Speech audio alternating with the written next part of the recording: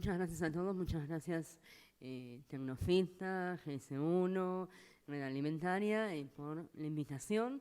Y bueno, mi nombre es Alejandra Pijallo, voy a hablar de unos estudios de consumidores para evaluar la percepción de los productos sostenibles plant-based. Como Mara ya habló bastante, voy a ir bastante rápido. Había hecho una introduction de análisis sensorial, pero voy a ir rapidito, ¿sí? Para que no se me aburran. Entonces, perdón, estoy terrible. ¿Qué es el análisis sensorial? El análisis sensorial, que bueno, estuvo hablando Mara un montón, es la ciencia relacionada con la evaluación de los atributos organolépticos de un producto a través de ¿qué? De los sentidos. Entonces, uno, por ejemplo, cuando realizamos el análisis sensorial, tenemos nuestras cabinas o las mesas o lugares adecuados donde no haya tantos ruidos molestos ni olores y que puedan trabajar tranquilos todos los evaluadores, ya sean consumidores o evaluadores entrenados, como había comentado Mara. ¿Cuáles son nuestros sentidos? Tenemos 5 sentidos, las mujeres tenemos 6, que es el más peligroso. Tenemos la vista, el olfato, el gusto, el tacto y el oído. Y lo que hacemos con esos sentidos es captar las características del producto, ¿no? Entonces, a través de nuestros sentidos vamos a captar los estímulos que me da esos alimentos. Cuando uno tiene ese estímulo, lo que vamos a captar en ese momento son atributos sensoriales. Los atributos sensoriales son las características sensoriales perceptibles a través de nuestros sentidos, obviamente. Esos jamones estaban ahí espectaculares. Esa foto es mía, así que probé ese jamón. ¿Cuáles son los atributos sensoriales? Los atributos sensoriales son los visuales o los de apariencia, que en general, obviamente por la vista, los atributos olfato-gustativos, que son los de flavor, olfato y gusto, y los texturales, que tenemos el tacto y el oído. Entonces, muchas veces interactúan ciertos atributos con los sentidos. O sea, por ejemplo, si tenemos un atributo textural que se pasa, por ejemplo, en superficie, lo hacemos con la mano, pero también lo podemos ver que tiene humedad en superficie, por ejemplo, ¿no? Eso es muy común en chacinados. Y bueno, y esto es un resumen más o menos de las pruebas sensoriales que Mara específicamente habló de los ensayos de consumidores. Ella dio algunas técnicas que se usan. En el caso de los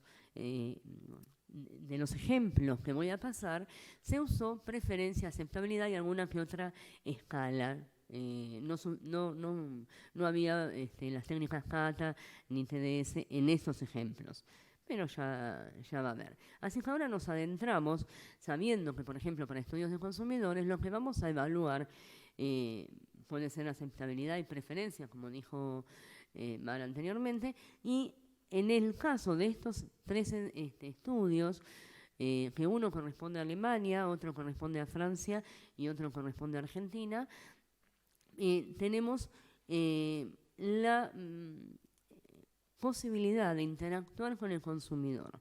En el caso de ver la aceptabilidad, la preferencia, la intención de compra, que es muy importante ver si le interesaría comprarlo o no, y cuánto está dispuesto a pagar. Eso también es muy importante en el momento de la elección, ¿no?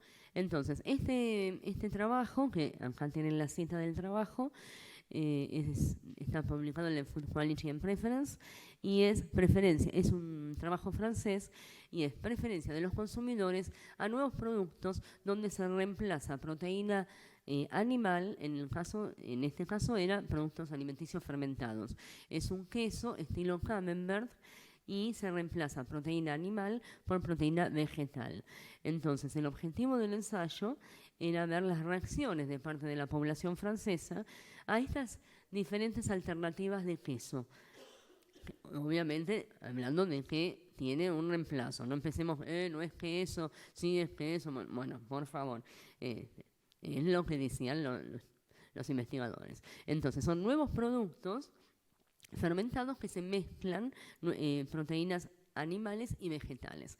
Entonces, acá se trabajó con proteína de arveja amarilla, reemplazando proteína animal en la leche. Entonces teníamos 25, 50% de reemplazo, 75, y también se usó el de 100. Pero ustedes fíjense que ahí dice, los consumidores probaron a ciegas los 3 productos. En realidad, el de 100 no les quedó nada bien y se descartó. Entonces se trabajó solamente con 25, 50 y 75. Se les preguntó a ver cuánto les agradaba el producto y cuánto estaban dispuestos a pagar. Después se les dio información acerca de que este era un producto más saludable y que tenía mejor relación con el medio ambiente y el bienestar animal. Y se les volvió a consultar la aceptabilidad después de haber tenido la información. Que esto es tan importante saber que si el consumidor está informado, ¿cuál va a ser la respuesta? Que es, como decía antes Manita, que, bueno, ¿cuál es la idea? ¿No? Tener, si va a haber o no va a haber compra del producto. Entonces, estos son los quesos. No sé si se llegan a ver bien. Fíjense el de 100% de proteína de arveja amarilla. Se nota que se descartó. Está bien que lo hayan descartado. Porque, o sea, pobre arveja. No, la iban a hacer percha la arveja. Así nomás le digo. Fíjense que obviamente son quesos diferentes a lo que sería un queso camembert, ¿no? Pero bueno, la idea era ver la aceptabilidad, primeramente sin saber nada, y luego sabiendo cuál era el aporte al medio ambiente y a la salud. Entonces, los investigadores trabajaron con una escala de 7 puntos, que iba de me disgusta muchísimo a me gusta muchísimo.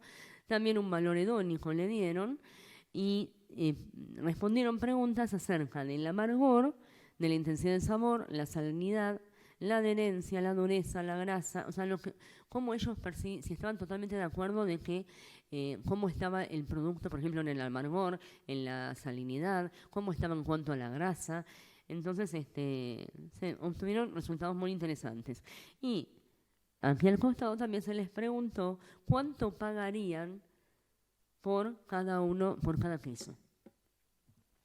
Estaban hablando de hasta 3 euros y algo, ¿no? En ese momento. Esto es del año pasado, el trabajo. Luego, a la mitad de los consumidores se le dio la información de que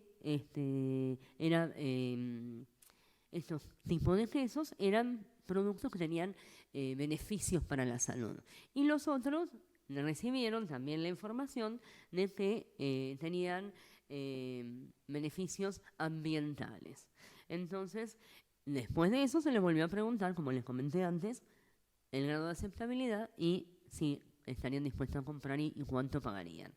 Entonces, cuando vemos los resultados... Ay, ¿qué hice? Ahí está. Cuando vemos los resultados, acá, vemos que el de 25%, que es el azul, tiene siempre un poquito más de aceptabilidad que los que correspondían a 50 y 75%. Pero después, que se les pregunta, que se les pregunta,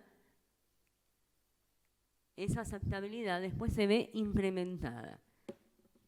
Entonces, el que tenía el porcentaje más alto de leche tuvo mejor valoración hedónica y se correlacionó también con cuánto estaba dispuesto a pagar. O sea que lo que se dio, que la información nutricional, porque cuando uno ve, en este caso, esto es de 25, este es de 50 y este es de 75, era la primera barra, corresponde a cuando se le presentó primeramente. Y la segunda es cuando ya tenían la información. Entonces, entre estas dos, acá hay unos triangulitos con unas con un simbolito, significa que existen diferencias significativas.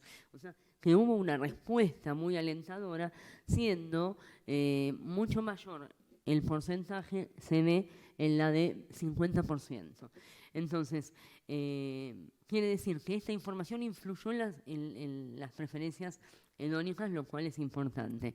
Y cuando se les preguntó acerca de la percepción del amargor, de la salinidad, de la dureza, de la adhesividad, se vio que hubo, en este caso, en el amargor, en la salinidad y en la gomosidad hubo diferencias significativas, siendo que estaban totalmente de acuerdo, bastantes, pero igual hubo diferencias significativas.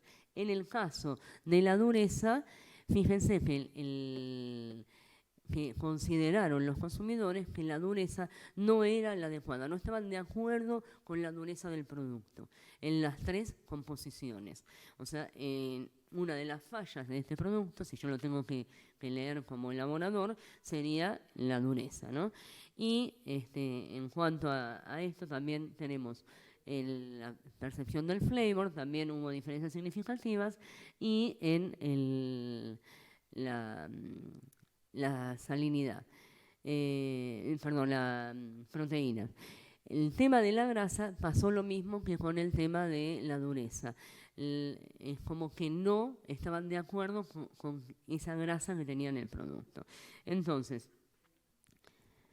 conclusiones de este trabajo francés es que los consumidores responden bien a este tipo de productos, fuentes de proteínas de origen vegetal, y que esta podría ayudar a diversificar las fuentes de proteínas alimentarias, ¿no? La aceptabilidad se vio influenciada por la información proporcionada y estos resultados van a poder, o sea, dan una idea de que podemos reemplazar parte de la proteína animal por la vegetal y hacer dietas más sostenibles. En el caso de Alemania, se trabajó con, en este caso eran hamburguesas. Digo hamburguesas, ya sé que si tienen agregado no son hamburguesas, son medallones, ya lo sé, no me empiecen a criticar. Pero lo llamaron en el trabajo burger. Entonces, teníamos sustitución de carne en hamburguesas por una proteína alternativa a la animal. Y acá empieza lo lindo de este trabajo. En este trabajo se evaluó el ciclo de vida, la puntuación nutricional y ensayos sensoriales. Acá solamente voy a nombrar el ensayo sensorial. Si les interesa el trabajo, ahí tienen la cita, porque es muy largo, es un trabajo bastante extenso. Entonces, acá lo que se intentó hacer fue una evaluación holística del ciclo de vida, las propiedades sensoriales y el perfil nutricional del producto, con consumidores alemanes. Estas hamburguesas, lo interesante, porque lo otro era investigación. En este caso, estas hamburguesas son del mercado. O sea que estas hamburguesas están en el mercado alemán. Yo voy y me compro estas hamburguesas. No es que las hicieron los investigadores. Entonces, ¿qué hamburguesas evaluaron? Evaluaron la hamburguesa de res normal, convencional, una hamburguesa que se llama Beyond Meat, que es una plant-based, pero sin soja, una hamburguesa Pack Foundation, que es una hamburguesa de harina de insectos, una hamburguesa de Corn Burger, que es una hamburguesa de microproteínas, y una hamburguesa vegana que está basada en soja. Entonces teníamos 5 tipos de hamburguesas. Ahí les puse yo, para que vean los packaging de cada una, son hamburguesas que están en el mercado alemán. Entonces, se evaluó la aceptabilidad, en este caso en una escala de Likert de 9 puntos, que en general usamos casi todos la misma, y se evaluaron en relación a la apariencia, olor, sabor y la impresión general de la muestra. Y después se utilizó una escala, que en este caso Mara no la mencionó, que es una... no importa que no la hayas mencionado, no podés decir todo. es una escala JAR, que es Just About Right, donde el centro de la escala es lo que yo tengo incorporado como bueno o ideal del producto. Entonces, si yo veo que ese producto está por demás, lo pongo para la derecha, si está por menos, lo pongo para la izquierda. Entonces, esta escala es recontra útil, es muy linda y me da una idea hacia dónde se me va desbalanceando mi producto de la percepción de cada uno de los consumidores. Y después, también se les preguntó, obviamente, cuánto, si la compraría y cuánto estaba dispuesto a pagar. Obviamente, ¿no? Uno quiere ver si están dispuestos a pagar. Entonces, estos fueron los resultados obtenidos. Fíjense, la primera es la hamburguesa de insecto, de harina de insecto. En este caso es la hamburguesa de bife. Fíjense qué parejas, ellos no sabían que era de insectos, o sea, no sabían cuál era. Se les dijo que iban a comer una de insectos. Si estaban de acuerdo en probarlo, si no, no había problema, no quedaba en el ensayo, ¿no? Pero los que estaban de acuerdo no sabían cuál era, porque son muestras obviamente siempre ciegas. Entonces, fíjense que la aceptabilidad en apariencia, color, sabor y aceptabilidad global estuvo muy pareja entre insectos con bife. Es más, ahí no hubo diferencias significativas. Sí hubo diferencias significativas con el resto. La que estuvo bastante parejita también fue la Beyond Meat. La Beyond Meat es la que es una plant-based, pero sin soja.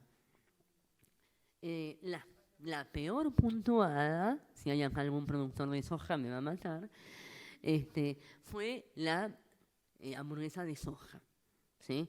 Esa fue la que quedó más, y hubo diferencias significativas con el resto de los parámetros analizados, ¿no? Y esto es la escala Just About Right, donde tenemos en el medio, sería el punto medio, que es lo incorporado como ideal para los evaluadores. Y fíjense, ¿dónde está más desplazado? Acá tenemos, no sé si se llega a ver, es bife. Uy, yo me hago la linda y no me pongo los anteojos. Desastre lo mío. Insect, Beyond Meat, la de microproteínas y la de soja. Ese es el orden. Bife, insecto, Beyond Meat, que es plant-based sin soja, la de microproteínas y la de soja. Fíjense, ¿dónde se desmadra más, el gráfico? Que se mueve para un costado. En este. ¿Y cuál es el parámetro analizado ahí? Meat taste, o sea, el sabor a carne. O sea, que acá tienen que puntualizar. Es más, hasta castigaron a la hamburguesa de carne. O sea, fueron implacables los consumidores alemanes. Entonces, en este caso hubo como un en este descriptor es donde más hubo problemas en cuanto a, no es problema, sino que se desviaba más del ideal. Pero acá también encontramos que, por ejemplo, el sabor a carne en la B1, que es la de carne, tenía unas diferencias significativas justamente con también la de insectos, que habían dado una aceptabilidad pareja. Entonces, por ahí, modificando un poquito el sabor a carne en la de insectos, aumentaría un poquito más la aceptabilidad. Y en este caso es el gráfico donde se ve, es al revés, o sea, 1 es la compraría y 5 no la compraría, o sea, es como al revés, está al revés de lo que uno hace normalmente. Y comprarían sin ningún problema la de bife y la de insectos. Y luego la Beyond Meat. Las que no comprarían serían la de soja y la de microproteínas. ¿Y cuánto estaría dispuesto a pagar? Fíjense que entre la de insectos y carne está bastante parejo. O sea, es más, pagarían más por la de insectos. Así que, ¿vieron? Eso es porque hacen las catas ciegas, entonces no saben lo que están probando. Y lo que pagarían menos es la de microproteínas y la de soja. Eso quedó así. Entonces, estos resultados indican que las hamburguesas alternativas de insectos y de plantas, o sea, plant-based sin soja, mostraron propiedades sensoriales satisfactorias para los consumidores, como así también la aceptabilidad, ¿no? Entonces, es como que podemos identificar de la mejor a la peor, de las alternativas, ¿no? Donde vamos de la hamburguesa de insectos, luego la de soja, luego la Beyond Meat y después la Quorn. Entonces, lo que sí se vio también es que hay mucho más resultados de esto, porque acuérdense que este era un estudio muy completo. Y las hamburguesas a base de guisantes y microproteínas se percibieron como hamburguesas promedio desde una perspectiva sensorial y ambiental también. Y ahora voy al último de los trabajos. Yo ya te vi ahí paradita, no dije nada, me hice la tonta, pero comprendo perfectamente. Este es un estudio que hicimos en conjunto, lo hizo la Facultad de Agronomía junto con el INTA Castelar, en base a un marco de una tesis de Mónica Andrea Mercogliano, y trabajamos junto a Trinidad Soteras. Este fue un estudio para evaluar la aceptabilidad de medallones de carne blend elaborados con proteínas de leguminosa. La idea, ¿cuál era de este estudio? Además de que se recibiera Moni, cosa que ya ahora es licenciada, por suerte ya está recibida, fue analizar la naturaleza de la respuesta del consumidor a esta mezcla de ingredientes en un medallón blend, ¿no? Entonces, ¿y cuáles eran los factores que influían en su aceptabilidad? Evaluando el estilo de vida individual y las diferencias motivacionales que tenían para este producto. Esto es interesante, que lo hicimos en la pandemia. Sí, está bien, ¿no? Sí. Entonces, en este caso se siguió una metodología de un investigador, y se trabajó con formularios de Google y con ciertos rangos de consumidores de 19 a 70 años que consumían algo de carne, o al menos una vez a la semana, o consumidores de carne, o algunos que quisieran dejar la carne también. O sea, había algunos que no quisieron hacer la encuesta y no la hicieron, obvio, ¿no? No los vamos a obligar. ¿En qué consistía la encuesta? Teníamos seis secciones. Datos personales, si alguna vez había cuestionado sus hábitos, en cambiar sus hábitos alimentarios hacia la inclusión de vegetales, motivos de cambio de hábito alimentario, motivos de la dieta flexitariana, la aceptabilidad y evaluación de un producto blend, y los conocimientos, participación y hábitos culinarios, innovación alimentaria y alimentación saludable. Esto es más o menos para que vean cómo eran algunas de las pantallas de la encuesta. No voy a poner todos los resultados porque lleva mucho tiempo, así que voy a solamente mostrar algunos, donde, por ejemplo, se les preguntó cuál término describía mejor su alimentación. Bueno, la mayoría de estas personas, estoy hablando de esto a fin de año del año pasado, o sea, es bastante nuevo estos resultados, fueron recién, tan fresquitos, digamos. Casi el 80%, pasando el 80%, son omnívoros. Después se les preguntó si tenía un cuestionamiento, si se había cuestionado cambiar los hábitos alimentarios, y casi el 60% dijo que sí, o sea que se querían cambiar los hábitos alimentarios. Entonces, ¿por qué querían cambiar los hábitos alimentarios? Entonces, voy a tener que hacer esto porque es muy chiquito. Bueno, después me olvido, ese es el tema. Bueno, entonces, cuando se les preguntó los motivos del cambio de hábito alimentario, una de las mayores fue, acá tenían varios ítems que podían seleccionar, el 80% estuvo diciendo más o menos por la salud y el bienestar general. Pero también vemos que por la nutrición era uno de los importantes marcados, y otros que era, por ejemplo, la conciencia animal, la conciencia ambiental y diversificación de la dieta. O sea, ya estamos metiéndonos en el tema ambiental y para lograr productos sostenibles, ¿no? Entonces, salud y bienestar en este caso fueron los mayores, pero los otros tuvieron un peso importante. Cuando se les dijo, bueno, ¿cuáles serían los motivos para mantener una dieta flexitariana? Una fue la salud y el otro la diversificación de la dieta. O sea, que en este caso el tema de lo flexitariano ya iba más por el tema de la salud, de la diversificación de la dieta. Y cuando se les preguntó qué pensaban de los productos blend y la aceptabilidad, en este caso, por ejemplo, si ustedes ven acá en el segundo, dice que porque le gustaría conocer, ya terminé igual, le gustaría conocer más sobre este tipo de productos. Y después se les preguntó qué opinarían del blend. Y bueno, hubo una gran mayoría que, por ejemplo, decía que era saludable, que era sostenible y que era novedoso. Pero fíjense, el primero, esta es una escala de 1 a 10, en el primero la mayor cantidad de gente dudaba de cuán sabroso podría ser. Entonces acá es donde tiene que entrar también el marketing y la promoción del producto, ¿no? Se preguntó también cuál era la preferencia en cuanto a la presentación de productos blend y fueron medallones y hamburguesas. Obviamente porque estamos hablando por ahí de comidas un poco más rápidas de realizar.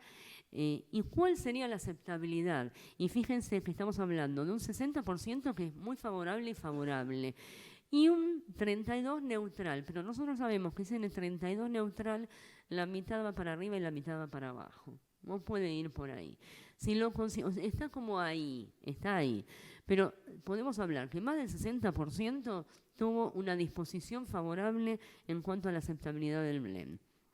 Y cuáles eran los beneficios que le producían consumir estos productos blend, y era incorporar a la dieta vegetales y también evitar cosas que le hicieran mal como grasas, y también adquirir productos nutritivos saludables como vitaminas, minerales. Por eso querían incorporar.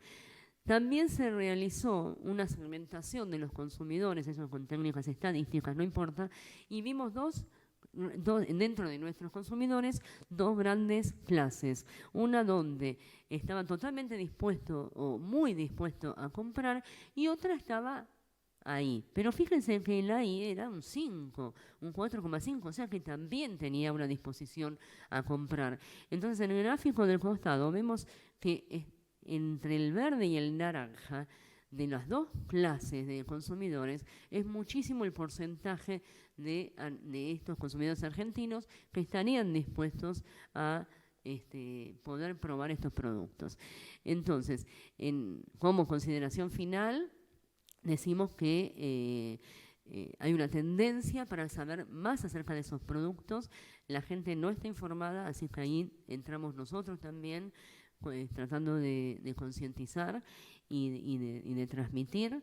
Hay una mayor concientización acerca de la salud, del bienestar animal, de la sostenibilidad y del bienestar medioambiental. Entonces habría que continuar con este tema, y aproximadamente el 80% de las personas fue muy receptiva para acerca de un medallón blend con el agregado de proteínas leguminosas. Lo cual también implica que hay como una aceptabilidad para la inclusión de estas proteínas en los productos cárnicos tradicionales. Y hasta ahí les puedo decir. Muchas gracias y disculpen.